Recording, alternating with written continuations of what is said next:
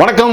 நான் உங்கள் அண்ணா டிவிஜே. இந்த பரபரப்பான ஒன்றுக்கும் மேற்பட்ட கார்களை அரசு அதிகாரிகள் பயன்படுத்துவதால் சுமார் 25 கோடி ரூபாய் தமிழக அரசு செலவு செய்கிறது என்று முன்னணி நாளிதழான தினமலர் செய்தி வெளியிட்டிருக்கிறது. தமிழகத்தில் 41 அலுவலகங்கள் நடைபெற்றுக் கொண்டிருக்கின்றன. அந்த அரசு அலுவலகங்களில் அலுவலக பணிகளுக்காக 15,000 வாகனங்கள் பயன்படுத்தப்படுகிறது. Mahindra Bolero, Mahindra UVX 300, Innova Crysta, Honda city உள்ளிட்ட கார்கள் அந்த அலுவலர்களுக்காகவும் பயன்படுத்தப்படுகிறது. இந்த பொலிரோ கார்கள் அலுவலர்கள் பயன்படுத்துவதற்காகவும் கீழ் UVX 300 ரக கார்களும் முதலமைச்சர், அமைச்சர்கள், வாரிய தலைவர்கள், தலைமைச் செயலாளர் உள்ளிட்ட உயர்மட்ட அலுவலர்கள் அவர்களுக்கு இந்த இனோவா கிறிஸ்டா, ஹோண்டா சிட்டி போன்ற சொகுசு கார்கள் பயன்படுத்தப்பட்டு வருவதாகவும் செய்திகள் வெளியிட்டிருக்கின்றன.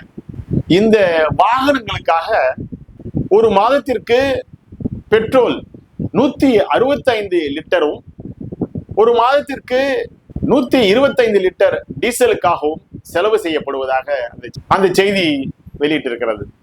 அந்த வகையில் 25 கோடி ரூபாய் மாதம் தமிழ்நாடு அரசு செலவு செய்கிறதாகவும் அந்த செய்தியில் குறிப்பிடப்பட்டுள்ளது.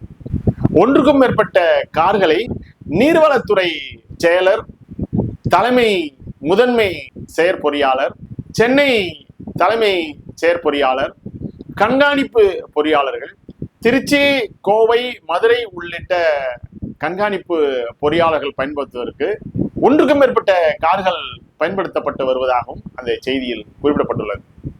மேலும் மத்திய அரசில் ஒரு செயலர் ஒன்றுக்கும் மேற்பட்ட துறைகளை கவனிப்பதால் ஒன்றுக்கும் மேற்பட்ட பலவிதமான கார்களை அவர்கள் பயன்படுத்துவதாகவும் ஒரு அலுவலர் ஒரு கார்களை மட்டுமே பயன்படுத்த வேண்டும் என்கின்ற அந்த ஒரு உத்தரவு பிரதம மந்திரியின் அணிவகுப்பில் செல்லக்கூடிய கார்கள் குறைக்கப்பட்டு உள்துறை செயலாளர் அவர்களுடைய அணிவகுப்பில் செல்லக்கூடிய அந்த கார்கள் குறைக்கப்பட்டு இன்று ஒரு சிக்கன நடவடிக்கை மேற்கொள்ளப்பட்டு வருவதாகவும் அந்த செய்தி குறிப்பிடப்பட்டுள்ளது.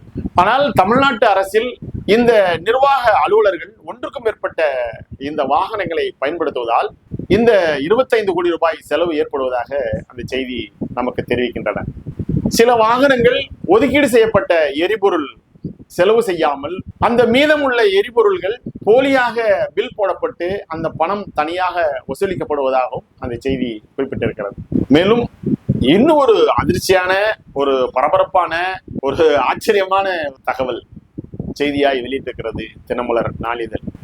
அரசு வாகனங்களில் ஜி என்கின்ற அந்த ஒரு அடையாளத்தோடு சுங்கச்சாவடியில் நிறுத்தாமல், சோதனை சாவடியிலும் நிறுத்தாமல் அதில் அதிகாரிகளுக்கு கொடுக்கப்படக்கூடிய லஞ்ச பணம் கொண்டு செல்லப்படுவதாகவும் அந்த செய்தி குறிப்பிடுகிறது. மாவட்டத்தில் உள்ள அரசு அலுவலர்கள் சென்னையில் உள்ள அதிகாரிகளுக்கு சோதனை சாவடிகளிலும் சுங்கச்சாவடியிலும் சோதனையிடப்படாத அந்த வாகனத்தின் மூலமாக இந்த லஞ்ச பணம் கொண்டு செல்லப்படுகிறது அப்படிங்கிறதும் குறிப்பிட்டு சொல்லப்பட்டிருக்கிறது.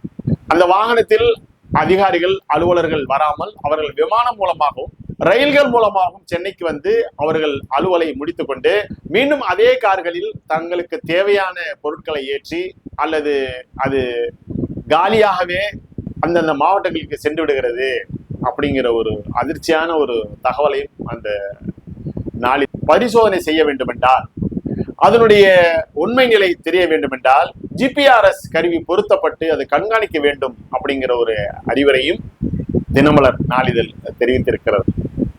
இதை நம்ம எப்படி பார்க்கிறோம் அப்படின்னா, நமக்கு தெரியாத பல விஷயங்கள் இது மாதிரியான முன்னணி ஊடகங்கள் மூலமாக அது வெளி உலகத்துக்கு தெரிய வரும்போது நாமும் அதை பற்றி பேச வேண்டும் என்கின்ற அந்த ஒரு வேண்டுதலின் அடிப்படையில் இந்த செய்தியை நாம் நேயர்களுக்கு, நம் நலவிரும்பிகளுக்கு கொடுக்க வேண்டும் என்பதுதான் இந்த செய்தியினுடைய நோக்கமா இருக்கிறது. சிக்கன செலவுகள், லஞ்ச ஊழல்கள் ஒழிக்க வேண்டும் என்கின்ற அந்த ஒரு தத்துவார்த்த அடிப்படையில் வேலை செய்து கொண்டிருக்கின்ற முதலமைச்சர் ஜோசப் விஜய் அவர்கள் இதை கண்காணித்து இது போன்ற நடவடிக்கைகளை கூர்ந்து கவனித்து அது அறவே நடக்காமல் தமிழ்நாடு முதலமைச்சர் ஜோசப் விஜய் அவர்களின் அந்த செயல்பாடுகளை நாம் உற்று கூர்ந்து கவனித்து நிறைய செய்திகளையும் தகவல்களையும் நாம் நேயர்களுக்காக தெரிவித்துக் கொண்டிருப்போம். மக்களுக்கு விழிப்புணர்வு ஏற்படுத்த வேண்டும் என்கின்ற அந்த ஒரு அடிப்படையிலும் நல்ல செய்திகளை மக்களுக்கு தர வேண்டும் என்கின்ற அந்த நோக்கத்திலும் இந்த அண்ணா இணையவலை காட்சி மூலம் தகவல்கள் பரிமாறப்படுகின்றன அப்படிங்கிறதையும் தெரிவித்து ஒரு நல்ல செய்தியோடு மீண்டும் ஒரு இணைவோம். நன்றி, வணக்கம்.